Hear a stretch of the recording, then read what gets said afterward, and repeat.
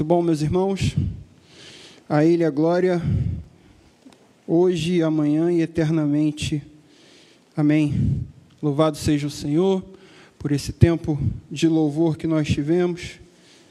Que em tudo o Senhor seja louvado em nossas vidas. Gostaria de pedir aos irmãos que abrissem as suas Bíblias no livro de Êxodo, capítulo 20, versículo 8 apenas. Nós vamos estar dando seguimento à exposição dos 10 mandamentos. De antemão já trago o recado aos irmãos, aqueles que porventura não tenham assistido, ouvido a exposição dos 3 primeiros mandamentos. Eles estão disponíveis tanto no aplicativo da nossa igreja, bem como também em áudio na plataforma do Spotify. Então, se você tiver interesse em ouvir e acompanhar desde o início a exposição que temos feito, você poderá também ouvir os mandamentos que nós já expusemos anteriormente. Então, hoje nós vamos chegar agora, à introdução, na verdade, a exposição do 4º mandamento que Deus deu. Deus revelou a Moisés ali no período do êxodo, do cativeiro egípcio, em que o povo hebreu se encontrava até a terra prometida. Então, vamos fazer a leitura. Então, Êxodo 20, versículo 8 apenas, nos diz assim: lembra-te do dia do sábado para o santificar. Somente esse versículo. Vamos orar. Deus, nós louvamos o Teu nome mais uma vez, nós Te agradecemos pelo privilégio que é estarmos aqui, cultuando ao Senhor, louvando ao Senhor, engrandecendo ao único que é digno, ó Deus. Que o Senhor continue, ó Pai, conservando os nossos corações a fé que é dom do Senhor, conservando em nossos corações a gratidão que é fruto da Sua obra em nós, que nós possamos, ó Deus, em tudo glorificar o Seu nome, que em tudo nós possamos louvar o Seu nome, e que em tudo que nós possamos fazer, pensar, agir ou falar, o Senhor receba a glória e nós recebamos a graça. É o que te pedimos nessa noite, em nome de Jesus. Amém. Queridos, chegamos então, conforme já falei anteriormente, à exposição do 4º mandamento dessa série. Estamos caminhando para a segunda metade desse decálogo. E a respeito desse mandamento, é importante a gente frisar que ele exige uma compreensão melhor, uma compreensão, uma interpretação mais contemporânea dele, sobretudo para nós cristãos pós-modernos. Então, nós vamos trabalhar a partir dessa perspectiva também. Mas antes nós vamos nos relembrar o que nós já aprendemos até aqui, porque é importante. Os 10 mandamentos foram feitos em sequência, porque um é interligado ao outro, um é uma sequência do outro. Então, todas as vezes em que a gente expor aqui um mandamento, a gente vai também relembrar um pouco daquilo que nós já vimos. E nos 3 primeiros mandamentos, diferentemente desse agora, o 4º, foram mandamentos de caráter extremamente subjetivos. Quando Deus falava, a gente via que Ele tinha uma intenção de tratar um problema muito maior, uma complexidade muito maior do que a leitura, às vezes fria, às vezes nua, que a gente faz do texto, denota no seu sentido. Então, Deus tinha uma preocupação, sobretudo com o problema que é o maior problema que existe no homem, que é o seu coração depravado, o seu coração pecaminoso. O que temos visto e vivido nos dias de hoje, apesar de ouvirmos muitas das vezes serem atribuídas a ações demoníacas, ações de Satanás, na verdade são fruto de obras de corações não regenerados, de coração não transformados pelo Senhor. E por isso que nós temos a compreensão de que o problema maior existente, a doença maior, a doença mais perigosa não é o coronavírus, mas sim o pecado que há no coração do homem. E o ser humano é apenas um hospedeiro dessa doença. O ser humano não consegue se libertar dessa doença. O ser humano não consegue se libertar daquilo que o aflige sem a graça de Cristo. E apesar de muitos hoje, ainda hoje, atribuírem a cura para essa doença, muitos dizem que o Estado pode curar, a medicina, a ciência, a cultura, a educação, mas na verdade a cura só existe uma, e a cura se chama Jesus Cristo e o seu Evangelho. Então, nesse tempo em que temos visto muitas pessoas, muitos cristãos, sobretudo, engajados em muitas causas sociais, é preciso dizer que muito mais importante do que se engajar em qualquer causa social, não que elas não sejam importantes, mas devemos antes, em primeiro lugar, nos engajar na nossa missão, que é anunciar o reino de Deus, anunciar a cura para a doença do homem, anunciar o Evangelho. Essa deve ser a nossa principal causa que nós deveremos militar. E por conta dessa doença que há em nós, por conta do pecado dos nossos corações, nos foram dirigidos esses mandamentos. E nos 3 primeiros mandamentos, que diziam assim, no versículo 3 do capítulo 20 de Êxodo: não terás outros deuses diante de mim. No versículo 4, não farás para ti imagem de escultura. E no versículo 7, não tomarás o nome do Senhor teu Deus em vão. E para resumirmos bem, no primeiro mandamento, por exemplo, nós vemos um claro combate de Deus à idolatria do homem. No sentido que quando ele fala, não terás outros deuses diante de mim, Deus estava dizendo, olha, não elejam, não tornem, não adorem outros deuses que não sejam o único Deus verdadeiro. E por quê? Porque Deus é suficientemente bom para nós. Nós não precisamos de nada além dele. Nós não precisamos de nada que não venha dele, que não seja dele, que não seja por ele. Esse era o recado. Ainda tratando a idolatria, no segundo mandamento, quando Deus diz, não façam para ti imagens de escultura, o que se pretendia dizer, o que Deus estava dizendo, olha, não me adorem de uma maneira diferente a qual eu determinei. Porque uma adoração diferente da que eu determino é idolatria, não é uma adoração verdadeira.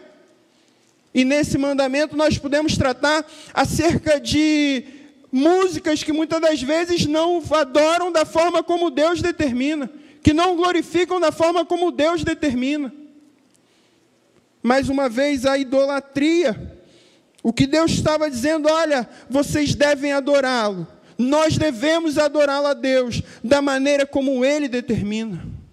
Ele é a razão de todas as coisas. Ele é o centro de todas as coisas. E por fim, no terceiro mandamento, vemos mais uma vez um trato específico de Deus ao coração do homem. Quando ele fala não tomar o nome do Senhor teu Deus em vão, não se tratava de algo externo, daquilo que nós externávamos, daquilo que era visto, daquilo que era ouvido de nós, mas sobretudo daquilo que o nosso coração ansiava.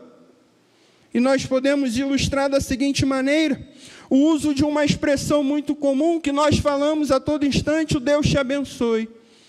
A princípio, aquilo que vemos é uma palavra de bênção, uma palavra bonita, é uma palavra que leva o nome de Deus, mas apesar de ser uma palavra de bênção, ela pode sim tomar o nome de Deus em vão, à medida em que aquele que a profere com o coração ansiando por malícia, ansiando em inveja, ansiando por injustiça, por maldade. Não é aquilo que nós fazemos, mas é aquilo que o nosso coração sente. Muitas das vezes palavras boas, palavras bonitas, mas com corações inflamados em inveja, inflamados em maldade. Então percebam que é muito mais complexo. Deus sempre trata o coração do homem, porque o Evangelho é o único capaz de transformar o coração do homem. A ciência não pode transformar o coração do homem. A academia não pode transformar o coração do homem. A educação, a saúde, o único capaz de transformar o coração de homens e mulheres é a obra de Cristo, a regeneração que há sobre a sua graça. E por isso que Deus trata corações de homens. E, portanto, chegamos agora à exposição do quarto mandamento, que também vai tratar acerca de corações. E antes de tudo, e que talvez seja o mais necessário para a compreensão do mandamento, e talvez você esteja me perguntando aí em casa, ou se perguntando, mas Érico, se nós devemos guardar o sábado, por que nós nos reunimos no domingo? Por que nós estamos aqui aos domingos? Por que nós cultuamos aos domingos? Pois bem, essa é uma pergunta bastante pertinente. Mas nós vamos entender o porquê hoje nos reunimos nos domingos. E o primeiro aspecto que nós vamos abordar é com base nos 3 primeiros mandamentos. Conforme já falei, em todos eles havia uma complexidade. Havia algo muito além daquilo que nós poderíamos simplesmente notar com sua leitura. A sua leitura simples, Deus sempre tratava algo mais profundo. E nesse mandamento, Deus também tratou de modo profundo. Deus, no segundo mandamento, não falava sobre uma escultura de madeira, sobre imagens, mas Deus falava do coração do homem, da idolatria, da adoração, ou seja, o trato era sobre a intenção do coração do homem, não a sua ação propriamente dita. Não é aquilo que você externa, aquilo que você demonstra. E nós temos um exemplo do próprio apóstolo Paulo, quando ele fala, olha, não sejam como Moisés, na carta aos Coríntios, que não tirava o véu para que as pessoas não vissem que a glória de Deus já não resplandecia sobre ele. Paulo estava falando, olha, Moisés estava tentando externar um brilho da glória de Deus que já não havia mais dentro dele. E muitas das vezes nós tentamos externar algo que não é uma realidade do nosso coração. E é isso que os 10 mandamentos está combatendo. É isso que Deus combate, o nosso coração. Então Deus não é simplista nesse ponto. No quarto mandamento, Ele não fala exclusivamente acerca do sábado. Ele não é simplista nesse aspecto. Ele vai tratar agora também sobre a intenção. Não é o dia em si. Não é o dia que pode se tornar um ídolo, um dia que pode se tornar um legalismo, uma religiosidade. O que importa é a santificação. Não é o dia que é santo, mas os nossos corações que devem ser santificados. Mas o aspecto mais importante que nós devemos levar em conta é, sem dúvida, a própria Escritura. Nesse momento em que Deus revela os 10 mandamentos a Moisés, tratava-se de um momento em que Deus tinha uma aliança com o seu povo escolhido, o povo hebreu, o povo que havia ali estado cativo, escravizado no Egito, e Deus então liberta o seu povo. E durante esse período de êxodo do Egito até a terra prometida, Deus fala a Moisés. E Deus tinha uma aliança com esse povo. O profeta Oséias, lá no capítulo 2, versículo 11, você pode conferir na sua Bíblia, ele profetizou o fim do sábado. Oséias 2, versículo 11, ele profetiza não apenas o fim do sábado, mas também o fim de outras festas religiosas, outras cerimônias referentes a esse povo. O próprio Jesus Cristo foi muito perseguido pelos judeus por não guardar o sábado. Como não se lembrar de uma das passagens mais famosas do ministério de Jesus, em que ele faz lama com a sua saliva e passa nos olhos e aquele homem torna a enxergar.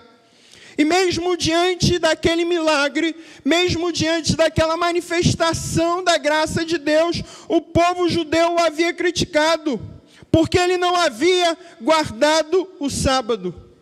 E é por isso também que o próprio Jesus Cristo, no Evangelho de Marcos, se autoproclama o Senhor do sábado. E a gente vai entender o porquê lá na frente. Mas então, queridos, de onde surgiu o domingo? Por que o domingo? Isso é uma das coisas mais fantásticas que a gente vai enxergar na Bíblia. no momento em que Deus entrega os 10 mandamentos, havia uma aliança entre Deus e o povo. E o próprio livro do Êxodo deixa claro para nós que Deus seguiu um critério da sua obra, a obra da primeira aliança no Éden. Quando a gente olha mais à frente, no versículo 11, porque em 6 dias fez o Senhor céus e terra e o mar e tudo que neles há, e no 7º dia descansou. Por isso o Senhor abençoou o dia de sábado e o santificou. Então nós percebemos que Deus trabalhou 6 dias, e no 7º dia Ele descansou, e portanto, por causa dessa razão, Deus santificou o dia de descanso, santificou o sábado. Mas agora em Cristo, nós falamos, era uma aliança que Deus tinha com o homem, a partir de Adão.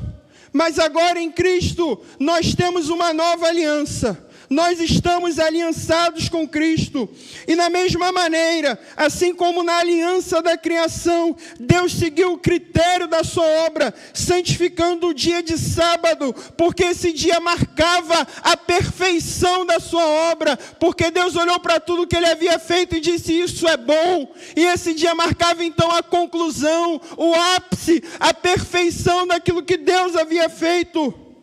O momento mais sublime da criação. Então Deus segue o mesmo critério agora, mas não mais com uma aliança com o homem, mas com uma aliança com Cristo, porque o domingo representa o auge, o ápice, a perfeição da obra de redenção, porque no domingo o nosso Redentor ressuscitou, porque no domingo Ele venceu a morte. E quando Ele olhou para trás, Ele viu que tudo que Ele havia feito era bom e perfeito. E por causa disso, desse modo, assim como o sábado marcava a perfeição da obra de Deus na antiga aliança, agora o domingo marca a perfeição de Deus na nossa nova aliança com Cristo.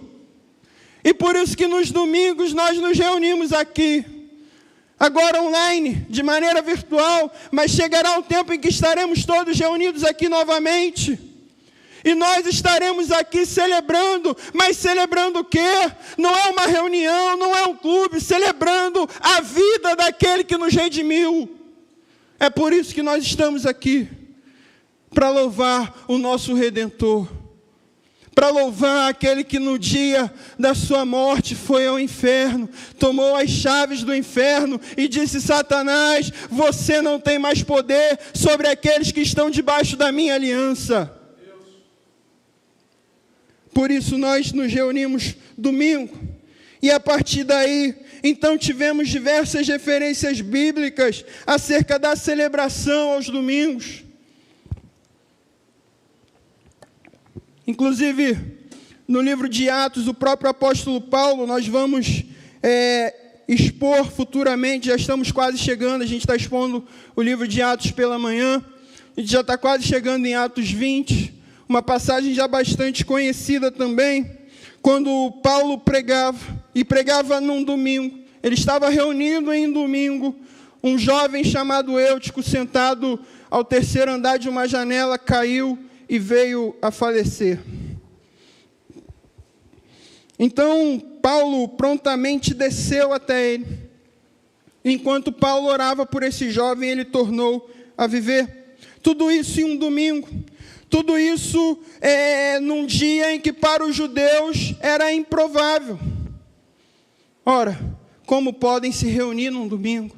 Como pode esse rapaz, esse homem, falar sobre Deus aos domingos?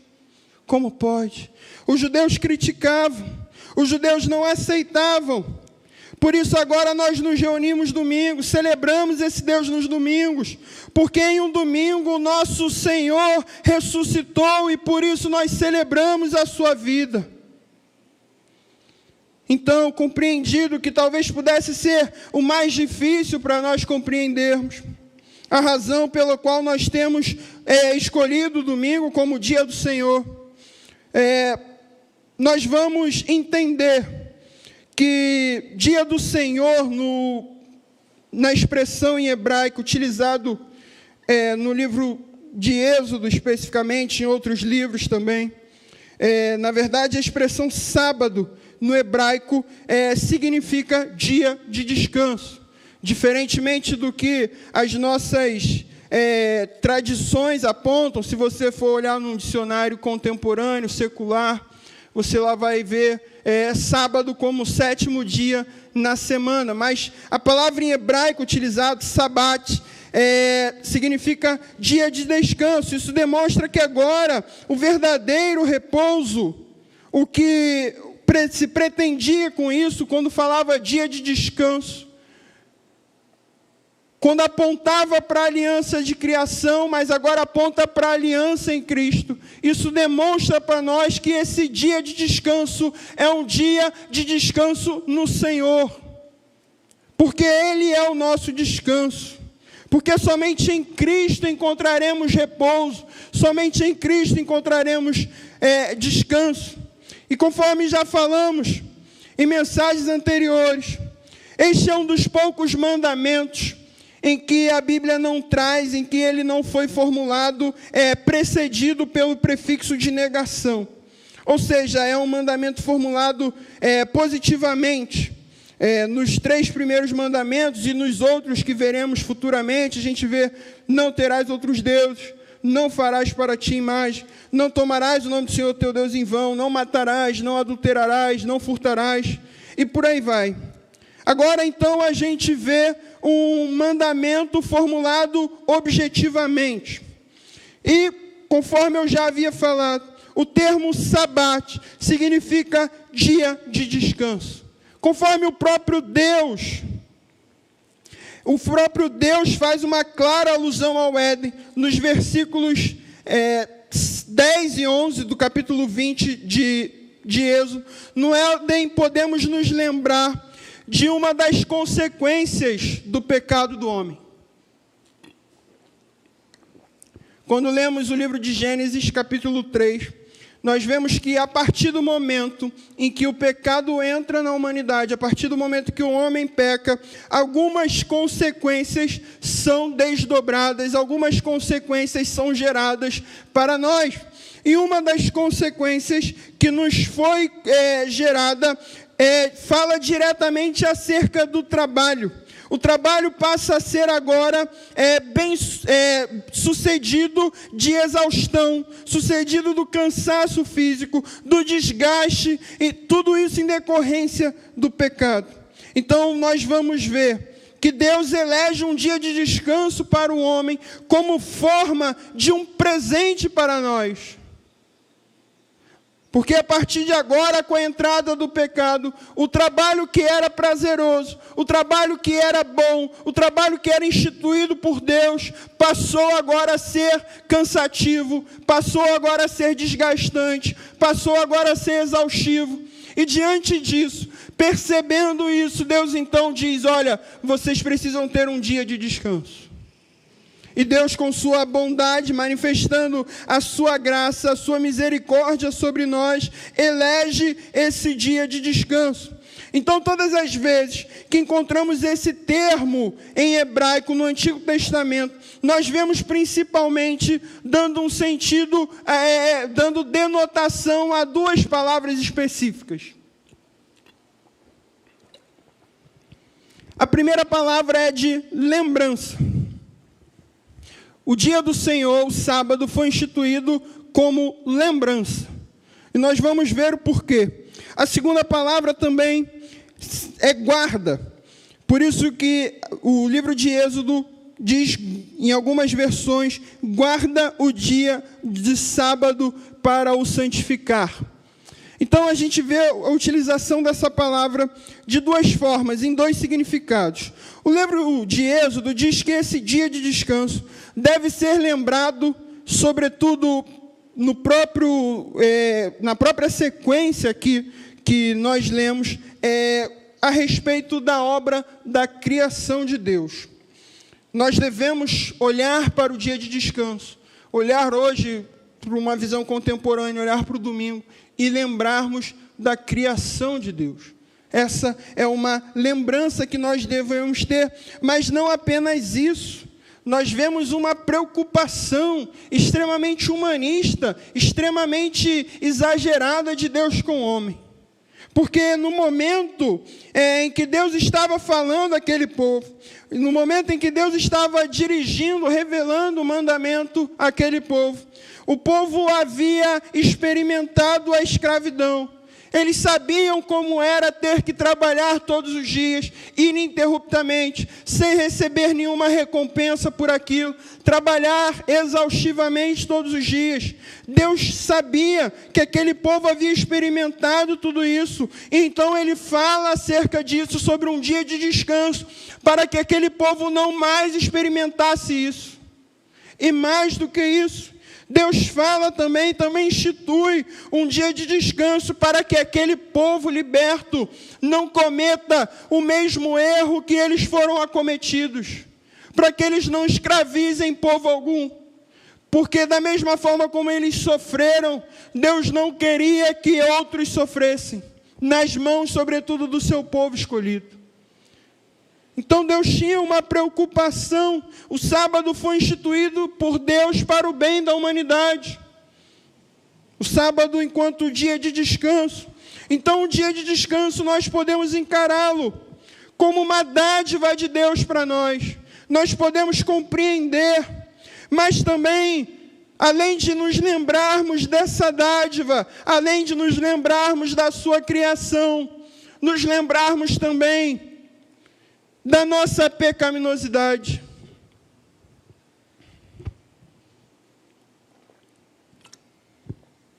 Deus criou o trabalho, e nós vemos na Bíblia diversas referências acerca do trabalho. O trabalho dignifica o homem, o trabalhador é digno de receber a sua recompensa, dignos são os trabalhadores. O trabalho então é uma dádiva de Deus, o trabalho é uma bênção de Deus. Nós fomos feitos para o trabalho, nós fomos feitos para o serviço. Mas então entra a figura do pecado, e o pecado faz com que algo que era bom, algo que era prazeroso, algo que era dadivoso, se torne agora cansativo, se torne custoso. É isso que o pecado faz em tudo na nossa vida. O pecado destrói tudo aquilo que era de bom de Deus em nós, e passa a torná-lo custoso, passa a torná-lo difícil. Então o trabalho é bom, é de Deus, mas o pecado o tornou cansativo, e essa é uma das suas consequências. Então Deus institui um dia de descanso, manifestando a sua misericórdia sobre nós. O dia de descanso nos faz lembrar do nosso pecado, nos faz lembrar de quanto nós somos pecadores. E essa é uma lembrança que precisamos ter constantemente. Uma lembrança que nos remete diretamente ao sacrifício de Cristo na cruz. Porque Paulo vai dizer que Cristo morreu por nós quando ainda éramos pecadores. Sem qualquer condição, sem qualquer cooperação nossa, sem qualquer ação que pudesse determinar a vontade de Deus. Ele morreu por nós, sendo nós ainda pecadores. E nós não podemos perder isso de vista jamais, porque à medida em que nós nos esquecemos de quem nós somos, nós não damos o devido valor à obra redentora de Cristo. Porque passamos a considerar nós como senhores e salvadores de nós mesmos. Então o dia do Senhor, o dia de descanso, é um dia para nos lembrarmos da nossa pecaminosidade, nos lembrarmos de quem nós somos. E então, com o passar do tempo, aquele mesmo povo em que Deus exortou a se lembrarem dessas coisas, aquele povo judeu, perderam de vista essa compreensão acerca do dia do descanso. Em vez de tratá-lo como uma dádiva, como uma bênção, como uma lembrança de Deus, eles tornaram esse dia importante para o cumprimento de um ritual religioso, para o cumprimento de uma tradição, para o cumprimento de um ritual, de uma tradição religiosa. Eles santificaram um dia, Eles tornaram um dia que deveria ser de alegria, um dia que deveria ser de regozijo, de descanso. Eles tornaram isso em um dia de fardo, um dia de peso para os judeus. E foi contra isso que Cristo se insurgiu, quando então ele se proclama no Evangelho de Marcos o Senhor do sábado. Porque quando Cristo opera sinais e maravilhas, porque aqueles homens tornaram um sábado um ídolo para eles, um símbolo religioso, a marca de uma tradição, a marca de um ritual, de modo que nem mesmo o Filho de Deus poderia agir, poderia trabalhar. Eles realmente estavam ali limitando a ação de Deus. Eles estavam dizendo, olha, o sábado é santo, o sábado é um ritual, o sábado é uma tradição, então o Filho de Deus, que é o próprio Deus, não pode fazer um milagre no sábado. Era isso que eles estavam dizendo. Tamanho a tradição, tamanho o ritual, tamanha a importância que eles deram a um dia. E Cristo se insurge com isso. Ele se contrapõe a isso. Cristo não estava simplesmente depreciando o sábado, nem contrapondo a legislação do Antigo Testamento. Cristo não veio para revogar. O que Cristo desejava era trazer à tona o verdadeiro significado do sábado, o verdadeiro sentido do dia de descanso. Cristo tinha o objetivo de mostrar para aquele povo judeu o quão equivocados eles estavam, o quanto eles não haviam compreendido o mandamento da lei. E como nós, muitas das vezes, somos extremamente parecidos com aquele povo. Quando a gente olha para a igreja contemporânea, a gente observa que muitas das vezes pegam ensinamentos bíblicos e os tornam tradições religiosas, os tornam rituais, os tornam práticas, e por vezes perdemos de vista o verdadeiro significado, perdemos de vista o verdadeiro sentido. Fazemos isso com tantas coisas que tornaram-se dogmas, se tornam doutrinas, se tornam tradições, que em nada tem a ver com o ensinamento de Cristo, em nada tem a ver com aquilo que Cristo realmente havia ensinado. Coisas que nós, muitas das vezes, pregamos, pensamos e acreditamos ser, que há tempos já perderam de vista os seus verdadeiros significados, mas que fazem parte da nossa tradição religiosa. Veja, Cristo não queria combater a lei do Antigo Testamento. Cristo não queria combater o mandamento. O que Cristo estava combatendo era a tradição religiosa. E nós temos que nos atentar para não cairmos no mesmo erro do que aqueles povos judeus caíram, de viver uma vida de tradição religiosa, uma vida de ritual, uma vida cada vez mais distante daquilo que Cristo verdadeiramente ensinava. Cristo, quando confronta o sábado, eles estavam confrontando a religiosidade extrema dos judeus. E não é porque nós cultuamos agora no domingo que nós estejamos livres dessa religiosidade extrema. Não é porque nós não guardamos o sábado que nós somos melhores que aquele povo judeu. Há mais religiosidade, há mais tradição, há mais ritual em nossos domingos do que uma compreensão clara do ensinamento de Cristo. Nesse ponto de vista, muitas das vezes somos iguais, talvez até piores, àqueles judeus. Isso também, e por que não, é uma crítica para nós, enquanto líderes religiosos. Oficiais, pastores, pregadores. Aqui, graças a Deus, isso não acontece, mas em muitas igrejas nós podemos ver o quão estressante pode ser a eclesiologia dominical. A gente vê muitas das vezes ações, eventos, programações, que muitas das vezes, sem perceber, sem qualquer tipo de má fé, transformam um dia de descanso em um dia exaustivo e mais cansativo do que todos os 6 dias que a pessoa trabalhou. Infelizmente, essa tem sido uma realidade. O domingo, muitas das vezes, começa 9 horas da manhã e você tem a escola dominical. Quando termina, já vem o culto, aí acaba quase meio-dia e você tem uma pausa rapidinha ali para almoçar. 2 horas já tem que estar na igreja para outra programação. 3 horas é evento com adolescentes. 4 horas evangelismo. 5 horas ensaio do louvor. 6 horas culto dos jovens. 7 horas culto da noite. E o pastor tem que estar em todas. Né, pastor? Se não tiver... E aí o pastor chega na igreja às 7 horas da manhã, vai embora 11 horas da noite. Perderam de vista o dia de descanso. Não estou dizendo que não tem que ter programação. Mas o dia de descanso foi instituído por Deus. E ele não deve ser tão custoso, ou pior, ainda mais cansativo, exaustivo, do que todos os outros dias da nossa semana. Encheram o domingo de atividades. E o pior é que muitas das vezes chamam aqueles que não participam de crentes carnais, crentes fracos. Porque ele não chegou na igreja às 7 horas, não foi no evento, não foi na ação, no evangelismo de rua, não foi nada. É um crente carnal. Olha lá, crente fraco. Não é crente não, porque ele não se sacrifica pela obra de Deus.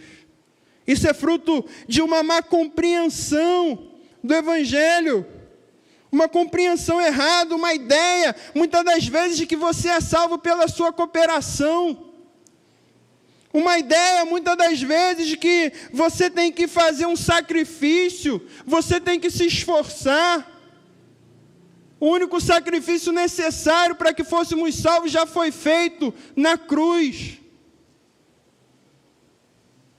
O único sacrifício mais do que necessário, o único sacrifício suficiente, o único sacrifício que nos poderia nos dar a salvação, nos garantir a salvação, foi o sacrifício de Cristo na cruz. Ele é mais do que suficiente.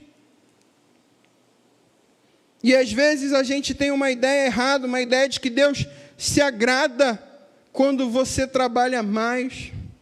Às vezes uma ideia de que Deus vai te abençoar porque você passa mais tempo na igreja do que na sua casa. Pais, mães que se dedicam mais à igreja do que ao seu lar.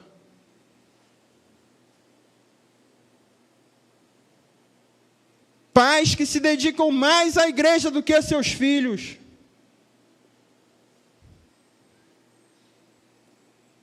E pior, muitas das vezes, pastores que se dedicam mais à sua igreja do que à sua família. E quando a gente olha com muito pesar, eu, como filho de pastor, conheço muitos outros filhos de pastores, e muitas das vezes a gente olha e o pai não entende. Por que meu filho está distante? Por que meu filho abandonou? Por que meu filho desistiu? Por que meu filho deixou para trás? Pastores que se dedicam mais à igreja do que à sua família. E não é só pastor não, oficial, presbítero, diácono. Homens, o seu chamado principal é para cuidar e guardar a sua família. E a gente quer externar uma realidade que não está dentro dos nossos corações. Então, a gente quer se sacrificar pela igreja. A gente quer cooperar com a nossa salvação, se sacrificar com a obra de Deus. Deixa eu falar uma coisa para vocês. Deus não precisa do nosso esforço e do nosso sacrifício. Aquilo que Ele quer, Ele determina e acontece. Aquilo que Ele deseja, Ele determina e acontece. Ele não precisa do nosso esforço. Se nós quisermos verdadeiramente agradar a Deus, a única forma é fazendo isso com fidelidade às Escrituras. Se nós quisermos, homens e mulheres, agradarmos a Deus, precisamos ser fiéis às Escrituras. Não é o nosso sacrifício, não é o nosso ritual, não é a nossa tradição religiosa, mas é a fidelidade a Deus. Fidelidade às Escrituras em nossas ações, em nossos pensamentos, em nossas atitudes, em nossas ideologias. Fidelidade é o que agrada a Deus.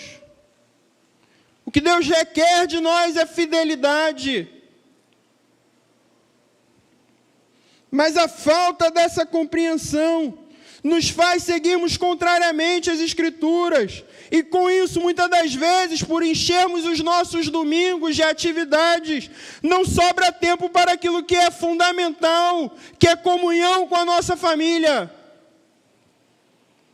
O domingo não deve ser um dia de agendas cheias. Deve ser um dia, sim, de celebração, um dia de fiel pregação das Escrituras. E pregação fiel das Escrituras não é pregação em quantidade, mas pregação em qualidade. Pregando aquilo que a Bíblia fala, não aquilo que surge do desejo do nosso coração. Mas é um dia de comunhão. Um dia para sentarmos à mesa com nossa família, com nossos filhos. Um dia para louvarmos a Deus. Um dia de prazer, glorificando a Deus com o discipulado de nossos filhos. Esposas glorificando a Deus, servindo aos seus maridos. Maridos glorificando a Deus, servindo às suas esposas. Não é a tradição religiosa, não é o dia, mas é a intenção do nosso coração. Não é o quanto você faz aqui na igreja, mas principalmente o quanto você faz para a tua família. O quanto você se dedica à sua família, o quanto você se dedica aos seus filhos, o quanto você se dedica aos seus cônjuges. O mandamento para santificar o dia de descanso é um chamado para glorificar a Deus. É um dia para nós não pensarmos nos nossos próprios interesses. Porque quando nos lembramos da cruz de Cristo, o que vimos era amor sacrificial. Quando nós olhamos para a cruz de Cristo, o que vimos foi que naquele momento Ele não se importou com seus próprios desejos. Ele não se importou com as suas próprias vontades. Tudo o que Ele fez foi morrer por nós, pecadores e merecedores daquele sacrifício. E nós colocamos os nossos desejos, as nossas vontades, as nossas ambições à frente de todas as outras coisas. Inclusive à frente de nossas próprias famílias. O domingo é um chamado para glorificar a Deus, para abrirmos mãos de nós mesmos, abrirmos mãos dos nossos corações, das nossas vontades, para glorificar a Deus exercendo com fidelidade as suas Escrituras. O profeta Isaías, no capítulo 58, para nós finalizarmos, ele vai dizer para nós a forma como nós devemos guardar o nosso dia de descanso. Ele diz assim: guardem o sábado como um dia santo, sábado, dia de descanso. Não usem esse dia para cuidar dos seus próprios interesses, porque no dia em que Cristo ressuscitou, Ele não estava cuidando dos próprios interesses. Desfrutem desse dia e falem dele com prazer. Honrem esse dia com tudo que fizerem. Não sigam seus desejos e suas vontades. E então o Senhor será a sua alegria. Cristo precisa ser a nossa alegria nos domingos. Ainda que nós não possamos estar reunidos, ainda que nós não possamos nos reunir, ainda que isso dure muito tempo, Cristo continua sendo a nossa alegria dos domingos. porque essa é a esperança de que o nosso Redentor vive e que em breve retornará e colocará ordem em todo o caos existente. Essa esperança não nos decepciona. E como nós cantamos, e porque Ele vive, nós podemos crer no amanhã, nós temos motivo para nos alegrar aos domingos. E é por isso que nós celebramos, e é por isso que nós louvamos ao Senhor. Que nós possamos aprender a honrar melhor o Senhor em nossos domingos. Santificando esse dia, lembrando que esse dia foi instituído por causa de nossos pecados. E que quando nós nos reunirmos, não por mera religiosidade, não por mera tradição, não por ritual, mas sim como uma lembrança, uma celebração de que o nosso Redentor ressuscitou e que em breve virá buscar a sua igreja. Louvado seja o Senhor. Deus, nós louvamos o Teu nome, te bendizemos, ó Pai, porque ainda merecedores, imerecedores, ainda pecadores, ainda falhos, ainda assim o Senhor se importou conosco.